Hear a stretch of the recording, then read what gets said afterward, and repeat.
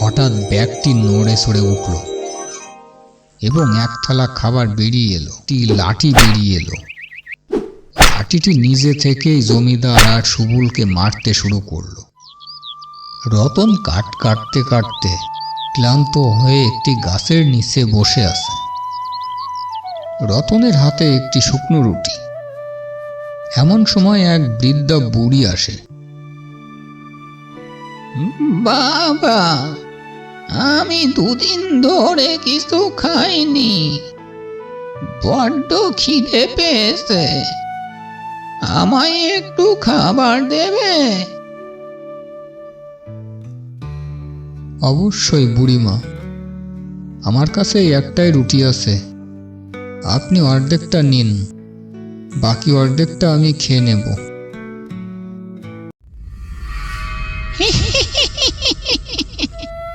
তোমার মনটা খুব পরিষ্কার রতন। এই নাও, আমি তোমাকে একটা জাদুর জিনিস উপহার দিচ্ছি। কে আপনি? আপনি তাহলে বুড়িমা না, একজন ছদ্মবেশী শাকচুন্নী?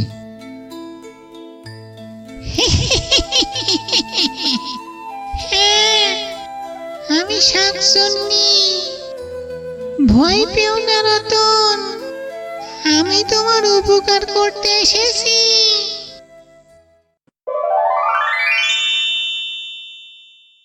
এই নাও, এই জাদুর ব্যাগটা দিলাম। এই সামান্য একটা ব্যাগ দিয়ে আমি কি করব?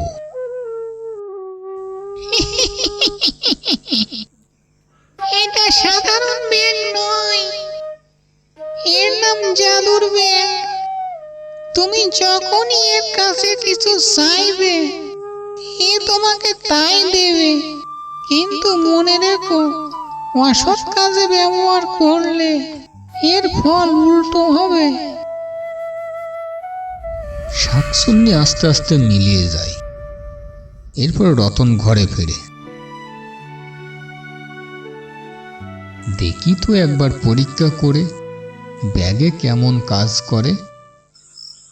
ও জাদুর ব্যাগ, আমাকে গরম লুচি আর আলুর দম দাও তো। হঠাৎ ব্যাগটি নড়ে সড়ে উঠল এবং এক থালা খাবার বেরিয়ে এলো। রতন অবাক হয়ে খেতে শুরু করলো।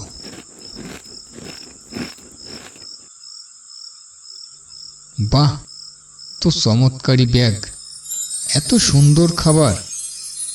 ও জাদুর ব্যাগ, এবার গ্রামের গরিব মানুষদের জন্য আরো কিছু খাবার চাই।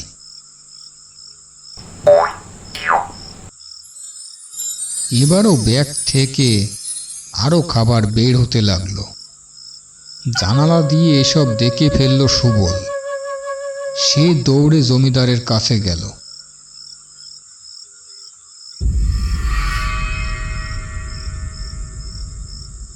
আরে কি রে সুবল, এত দৌড়াতে দৌড়াতে এলি কেন? বলছি জমিদার মশাই, রতন একটা জাদুর ব্যাগ পেয়েছে, সেটা থেকে যা চাইছে তাই বেরোচ্ছে। এটা বলতেই আপনার কাছে দৌড়ে এলাম। বলিস কি, একটা ব্যাগ থেকে যা চাইছে তাই বেরোচ্ছে? ওটা আমার চাই। ওটা থাকলে আমি রাজ্যের সবচেয়ে ধনী মানুষ হতে পারবো। চল রতনের বাড়ি থেকে ওটা ছিনিয়ে আনি। চল, এই সুযোগ সুবল। রতন ঘুমাচ্ছে, ব্যাগটা ওখানেই রাখা আছে, চুপি চুপি ওটাকে নিয়ে যেতে হবে। রাত হতেই জমিদার ও সুবল চুপি চুপি রতনের ঘরে ঢুকল এবং ব্যাগটি চুরি করে নিয়ে পালিয়ে গেল। জমিদারের রাজপ্রাসাদ। জমিদার ও সুবল ব্যাগের সামনে উত্তেজিত হয়ে দাঁড়িয়ে আছে।